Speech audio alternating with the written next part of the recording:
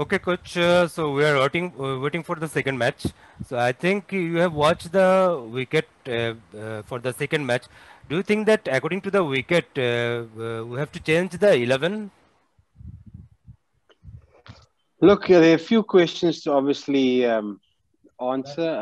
And number one is how hard it is for those bowlers who just played 3 days ago in this heat. They bowled 30, 35 overs. So we just need to make a final decision if physically the guys can do it again. Because I think the wicket looks like a pretty good wicket once again.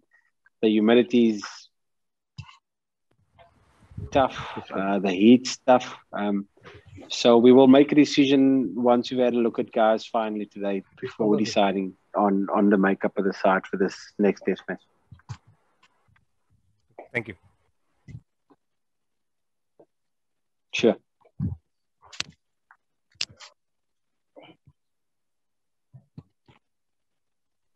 Ekush, your question, please. Sir, I have two questions. Have you seen the wicket? If it is, what will be your prediction this time? And second one is any changes in opening pair, or you want to give Saif Hassan to more opportunity? Thank you. Firstly, the wicket, we saw it yesterday. I haven't seen it yet today. It's still under a bit of a Hessian cover, so I haven't seen it today, but I did see it yesterday. Looked pretty good wicket. And then Saif Hassan, yep, I definitely still want to give Saif Hassan another go. Opening the battings, hard in test match cricket. A lot of openers, particularly when they just come into size, take a little bit of time to find their feet. So we want to provide him with another opportunity tomorrow. I think it's always nice to have a right hand and left hand opening combination. So, yep, Saif will play tomorrow. Isam, your questions, please. Coach, about the fast bowling, the trio who played, you're impressed with all three. You think they should get another go in the next test match, particularly with the way Taskin bowled and Ibadat created a few chances as well?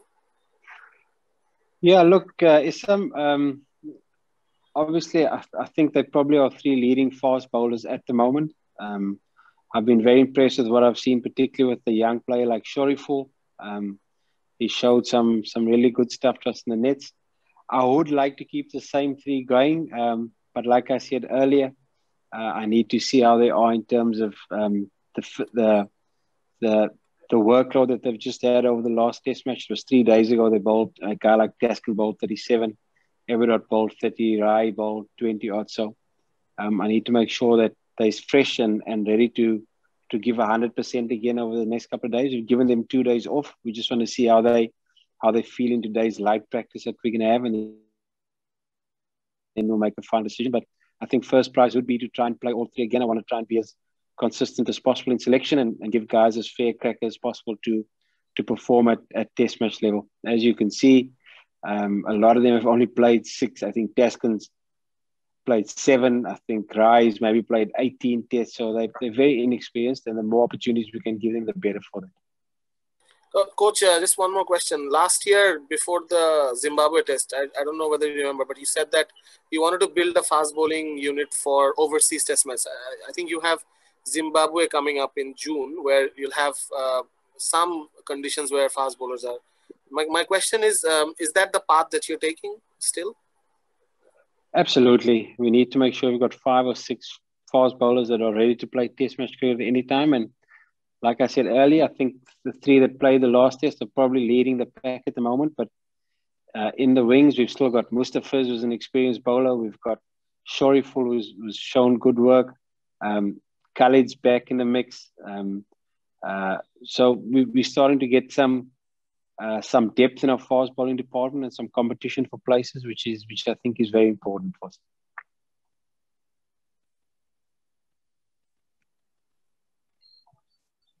Yes, Isam, you can ask your next question. Coach, about the batting, you obviously you are going to go with 6 batsmen again the aggressive route. Look, I need to chat with the selectors, but I think that is the way for us to try and move forward here. Obviously, when you've got Shakib in your team, it allows you to play 7 batters because you will bowl his overs. But when you don't have that all-rounder, we've got to try and be brave and try and have 5 bowlers who can get us 20 wickets. So I still need to sit with the selectors this afternoon and get their opinions and see what their thinking is. So if it was solely up to me, that's probably the way I would go. But there's a panel of selectors that need to be consulted with, and it's got to be a decision that we all got to support, irrespective of what it is. And the attitude of Shanto and Tamim and Mominul in terms of their innings, you're very. How encouraging has that been for you? No, I've been very pleased. Mominul's been a consistent performer for the Test side now for a period of time, and I'm thinking to get another 100, his 11th Test 100 is a fantastic achievement. I'm really pleased for Shanto that he made a big score. Gives him a bit of belonging in the Test arena. Gives him a bit of confidence to know that he can do it if he sticks to his game plan. And great to have Tamim playing with green intensity and intent at the top of the order for us. So very pleased with the way those 3 went about their innings in the first Test match. We'll have we'll take 2 more questions. The next question, anyone? Ravid bhai, I'm going. Ruben. Yes, Ruben, please ask your question. Yes. Coach, Sri Lanka have made 2 changes in their squad. They have taken 1 spinner and 1 pacer. So do you think that if the spinner will play in the 11, so it will be the advantage? Look, Ruben, I'm not sure what Sri Lanka's strategy is going to be. That is not for me to be too concerned about. They must come up with their reckoning. So I'm sure they will pick whoever they think they need to pick according to the wicket conditions. So I'm not too perturbed about what the makeup of their side is. My focus is mainly on what the makeup of my side is going to be at the moment. Thank you. Sure. Ravid bhai. Last question, Shahanur. Ravid bhai.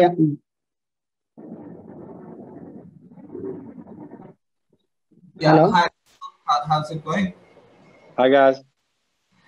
So my question is a bit different from what everyone's been asking. I guess it's not to do with tomorrow's Test match per se, but we know that you were under Mickey Arthur in the South African setup. So now you're facing him in a Test match, in a team against him. So what can you tell us about the experience you've had of being with Mickey Arthur and you yourself learning as a coach under Mickey Arthur? And what's the prospect of facing him coaching 2 different subcontinental teams like?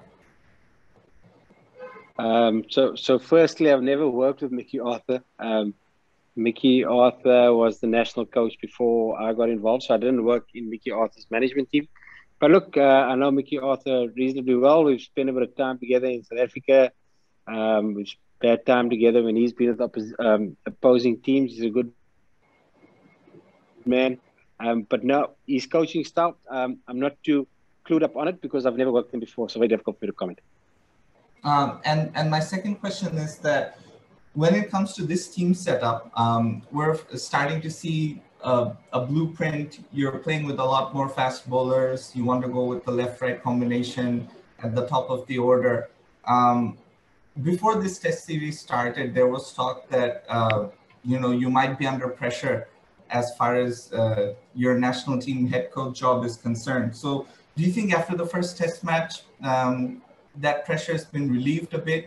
And also, do you think you deserve a bit more time to implement your strategies and your team combinations in this setup because, Bangladesh don't play tests regularly?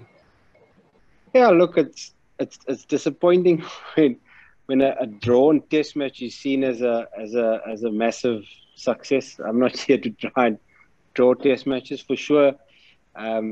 We don't want to lose Test matches, but I think we've got to have a mental shift, and that's something we're trying to instill in our teams, that we've got to try and play to win and not just merely be happy with draws.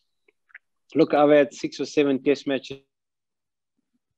You guys there? Can you hear me? I've had 7 or 8 test matches with the team now, and I think I sort of understand our team and our culture, and I sort of know where there are areas that we need to improve on, particularly on the mental side of things regarding test match cricket. A long way to go. There's a fear of losing test match cricket, and that's something we've got to try and come away from. We've got to play to win. At the moment, I feel we play not to lose. Winning games, we'll be able to make that mental shift, but that's something that really trying to get into our side is to not play to lose, but try and play to win. And until we change that mindset, we're always going to be okay with mediocrity, and that's not something I want to be part of. We want to make sure that we taking our team forward and playing the game to try and win. We've got to bat first in tough conditions. We've got to declare in time to give ourselves enough time to bowl size out. And those are the small shifts we've got to make as a team if you want to become a serious test playing nation. Thanks. Last question, Jane Alam. Hi, Ras. Are you surprised a bit about Rahi's bowling last match? And one more question is, are you looking for the win the series after drawing first match? Absolutely, we want to try and win the series. I mean, it'll be a great achievement if we can. We know we're going to have to play well throughout the 5 days. Sri Lanka, tough side to beat, especially at home. We want to try and play to win the series. We know it's tough to win in Sri Lanka. But our focus is making sure we start the test well and focus on one session at a time. So, yep, definitely have ambitions of winning a series. We know it'll be a massive achievement for Bangladesh to try and win a series in Sri Lanka. It's something we've set ourselves a goal at doing, trying to win a series away from home. So that's definitely something that we want to try and achieve over the next 5 days. The other part of the question was how are you surprised a bit because Rahi was the main test bowler for us, test pacer, that last match performance of him? Yeah, his look, bowling. he hasn't. I mean, he hasn't played for a while. It's the first test match since the test match against West Indies at 6-7 weeks ago. I know he's a quality bowler. The wicket probably didn't suit him in the first test match. We're going to have a look at the wicket today. But generally, he's the most consistent bowler in Bangladesh and gives us good control. So I'm expecting to, if selected, put in a big performance over the next 5 days. Okay. Thank you. Pleasure, guys. Thanks, guys.